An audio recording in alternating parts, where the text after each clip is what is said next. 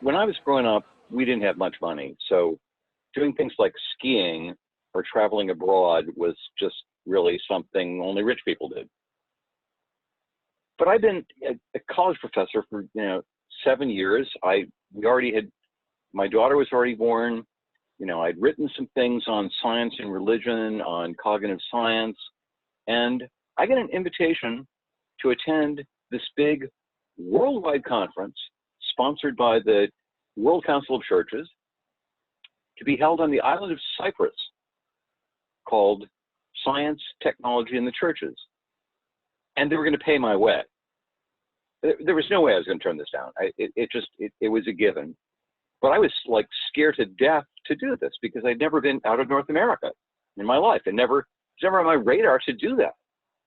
So I make all the plans, make sure my family's taken care of, make sure my classes are taken care of, all the things you have to do. And then I go.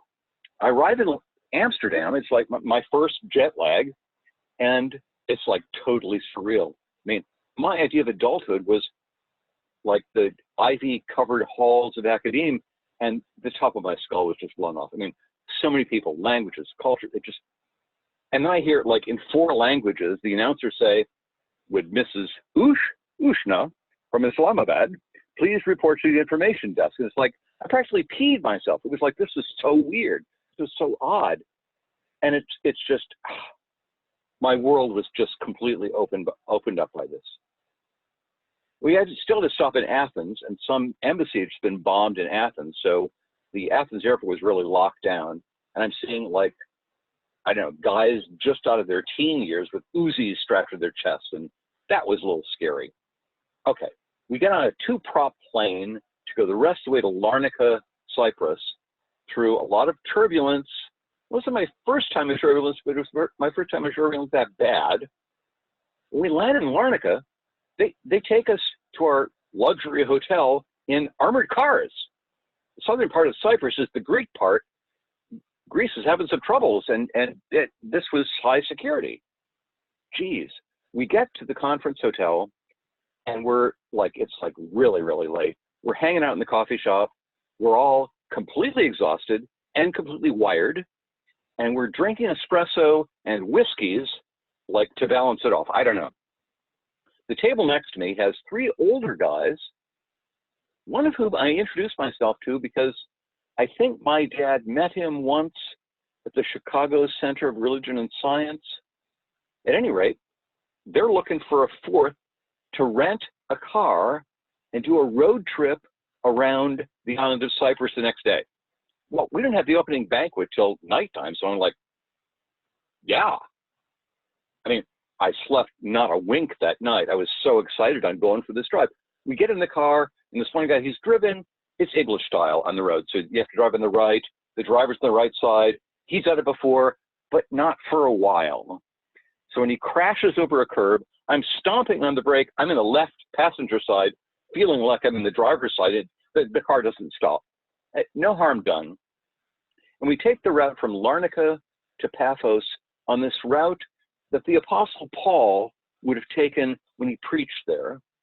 And the diversity, the depth of history, just, look, I'm an American. You have history that goes 200 or 300 years in like an old city like Boston. I'm in a place that the history is like 2 or 3 millennia. So there's Greek temples, there's Crusader chapels, there's mosques, there's an Orthodox church with a depiction of a Semitic Christ. I mean, it's overwhelming. And we stop at this one place that has like those little Venus, pregnant woman icon figures. Only 2 miles away is the rock where Aphrodite supposedly came up to shore. It's like, I wonder if there's a connection here between these depths of these religious faiths and so forth. But that's not enough. 3 guys were like the elders of the whole science religion discipline. And we're like arguing back and forth for like 10 hours on this ride. So of course we're like, late, we missed the banquet, but no matter, nobody really cared. Well, then at the conference, I'm meeting all these people. I go swimming with this journalist from South Africa who's working on defeating apartheid. and this is 1987, so that doesn't happen for a number of years. I meet this dude walking down the hallway in a flannel shirt and socks. I'm going, that's a little informal. Turns out he's a clergyman from Brazil who has like a string of 15 peasant parishes. He drives his car back and forth to serve he's taken his shoes off because he doesn't want to wear them out because his peasant parishes will have to replace them. I'm going, how do you move from like the high theology to peasant parishes? He just says, John, when you drive, don't you steer with one hand and shift gears with the other? It was like, he was so down to earth. It was like, duh, of course, that's all I needed. Well, there's a zillion things that happen at this conference. This is a conference for people under 40, funded by the World Council of Churches specifically to bring scientists, journalists, and clergy on board for maybe tweaking their careers toward the whole, studying, thinking about the relationship, the dialogue between science and theology.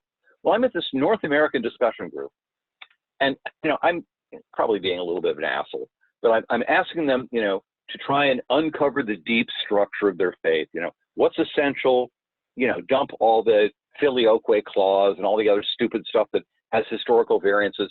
And, the clergy are going, oh, well, it's like salvation by grace through faith. Another clergy person says, yeah, it's salvation because, now, salvation by grace through faith. Now, I'm a pastor's kid, so I was a little disingenuous when I said, I don't know what the fuck that means. That's gibberish. How do you make sense out of salvation by grace through faith?